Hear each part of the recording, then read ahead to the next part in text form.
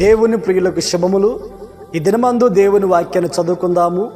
పేతురు రాసిన మొదటి పత్రిక 2వ అధ్యాయము 5వ వాక్య భాగం 2వ లైన్ మనం చదువుకున్నప్పుడు,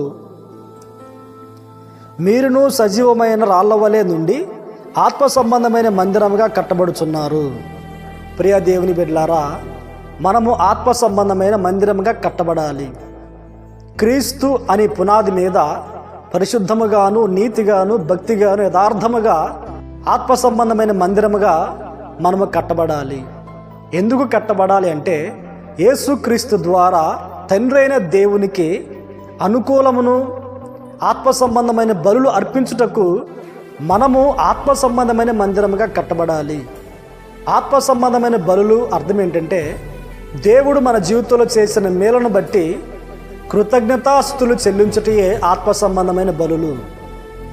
ప్రేమతోనూ దయతోనూ సత్క్రియలు చేయటమే, సత్క్రియలు దేవునికి అర్పించటమే ఆత్మ సంబంధమైన బలులు.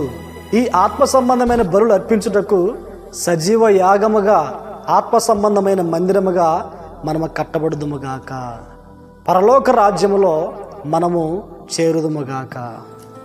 ఆమేన్, ఆమేన్.